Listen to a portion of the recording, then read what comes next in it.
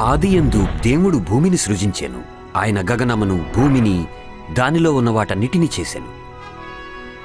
మనం దేవుడు చేసినదంతటినీ చూచినప్పుడు అది ఎంతో ఆశ్చర్యకరముగా ఉండెను.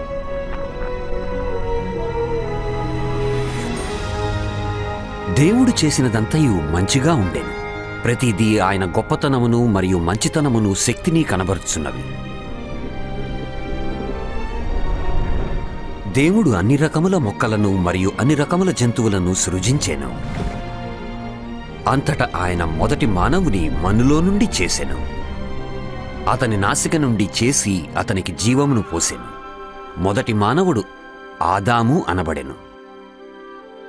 అంతట దేవుడు ఆదామునకు భార్యగా మరియు సహచరిగా ఉండుటకు స్త్రీని సృష్టించెను. ఆమె హవ్వ అనబడెను. అతనితో సన్నిహిత సంబంధం కలిగి ఉండుటకు తన స్వంత లక్షణములతో దేవుడు స్త్రీ పురుషులను చేసెను. వారు ఏదోను అనబడు తోటలో అతని సన్నిధిలో ఆనందముగా జీవించారు. అక్కడ శ్రమ లేదు, మరణము లేదు. దేవుడు ఆదాముతో ఇలా చెప్పెను, నీవు ఒక్కటి తప్ప మిగిలిన అన్ని వృక్షముల ఫలములను తినవచ్చును. మీరు ఆ వృక్ష ఫలమును తినినచో మరణించెదరు. కాని ఒక్క దినమున దయ్యములలో ముఖ్యుడగు సాతాను హవ్వకు ఆశ చూపెను. ఆమె ఆ పండును కొంచెం తినెను. ఆమె భర్త కూడా దానిని తినెను. ఆ సమయములోనే దేవునితో వారి సంబంధం తెంచివేయబడెను. దేవుడు పరిశుద్ధుడు, పాపాత్ములు ఆయన సన్నిధిలో నివసించలేరు.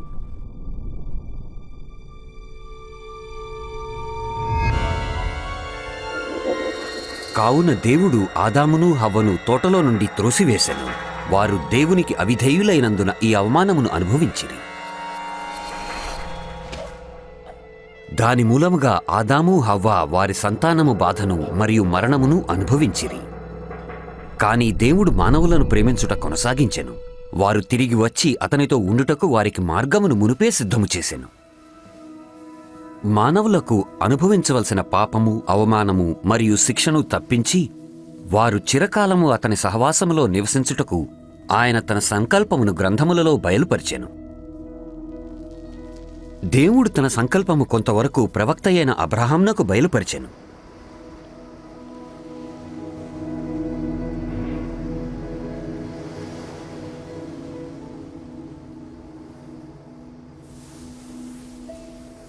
అబ్రహాం దేవుని నమ్మి గౌరవించెను. దేవుడు అతనిని ఆశీర్వదించెదనని మరియు లోకములో జనములను ఆయన ద్వారా ఆశీర్వదించెదనని వాగ్దానము చేసెను.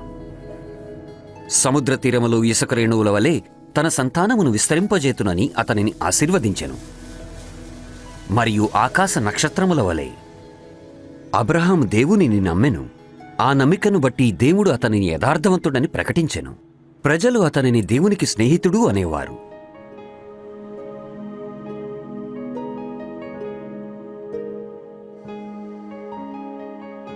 ఒక్క దినమున దేవుడు తన ఆజ్ఞలపై అబ్రహాం విశ్వాసమును విధేయతను పరీక్ష చేసెను.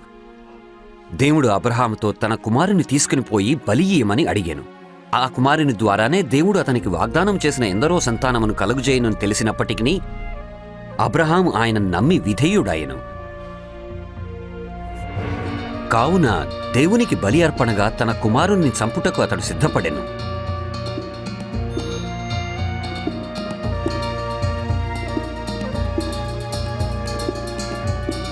అబ్రహాం తన ఖడ్గమును ఎత్తెను.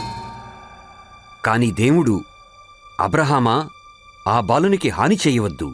నీవు నాకు భయపడదువని, నాకు విధేయుడువని నేనెరుగుదును.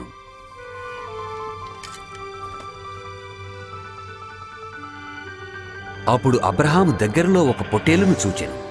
దాని కొమ్ములు పొదల్లో చిక్కుకున్నవి. కావున అబ్రహాము తన కుమారునికి బదులుగా ఆ పొట్టేలును దేవుడే ఇచ్చిన బలి దేవునికి అర్పించెను.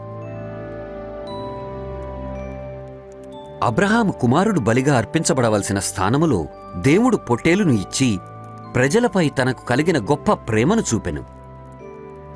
అతని ప్రేమ మంచి తండ్రి తన కుమారునిపై చూపే ప్రేమ వంటిది. మానవుల స్థానములో తాను చివరి బలిగా అర్పణ అయ్యే ఆలోచనను కూడా ఆయన బయలుపరిచెను.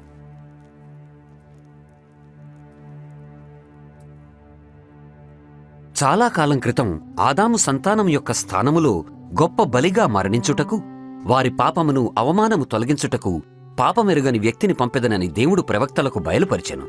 ఈ బలి ఆయనను నమ్మి దేవునితో సదాకాలం సహవాసము చేయగోరు వారికి మార్గమును తెరుచును. ప్రవక్తలు ఈ వ్యక్తిని మెస్సయ్యా అని పిలిచిరి. ప్రజలను రక్షించుటకు, వారికి రాజగుటకు, వారిని దేవుని నామములో చిరకాలము పాలించుటకు దేవుడు మెస్సయ్యాను పంపునని వారు చెప్పిరి.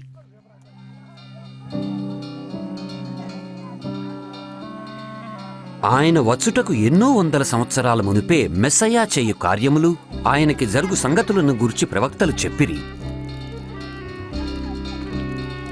మెస్సయ్యాను దేవుడు నీవు నా కుమారుడవు అని ప్రకటించునని దావీదు అనబడు ఒక్క ప్రవక్త చెప్పెను. దేవుడు క్షమించునుగాక శరీర సంబంధమైన పుత్రత్వము అని ప్రవక్తల భావం కాదు.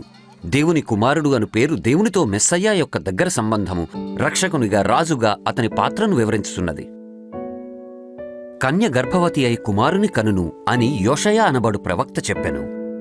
ప్రపంచానికి దేవునిని తెలుపుటకు, మానవ రూపంలో కన్యకు జన్మించుటకు దేవుడు పశువానిని పంపెను. ఆయనే దేవుని నిత్యమాట.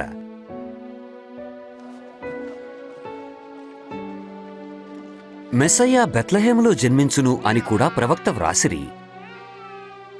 అతను వారికి రాజుగా యెరూషలేములోనికి ప్రవేశించుట వారు ముందుగానే చెప్పారు. మరియు 30 వెండి నాణేల కొరకు తన స్నేహితుల్లో ఒక్కడగు యూదా తనను మోసం చేయుట కూడా తెలిపారు. మెస్సయ్యా తన ప్రాణమును బలియిచ్చునని, కాని దేవుడు తిరిగి అతనిని 3వ దినమున మృతులలో నుండి లేపునని ప్రవక్తలు చెప్పిరి. ప్రవక్తలు మెస్సయ్యాను దేవుని కుమారుడు అనిరి. మరియు ఆయన మేఘములో దేవుని సన్నిధిలో తిరిగి ప్రవేశించునని, మరియు దేవుడు సకల రాజ్యములపై ఆయనకు చిరకాలము సర్వాధికారం ఇచ్చునని తెలిపిరి. 2000 సంవత్సరముల మునుపు యేసు అను పేరుగల వ్యక్తి భూమిపై నివసించెను. ఆయన చేసిన కార్యములను చూచి మనుష్యులు ఒకరితో ఒకరు మెస్సయ్యా ఇతడేనా అనుకునేవారు. మెస్సయ్యా గూర్చి ప్రవక్తలు చెప్పినది యేసుని జీవితం పరిపూర్ణం చేసెనా? ఈ చలనచిత్రము గ్రంథములలో వ్రాయబడినట్లుగా యేసు ఎవరు, ఆయన చెప్పిన మరియు చేసిన కొన్ని సంగతులను చూపును.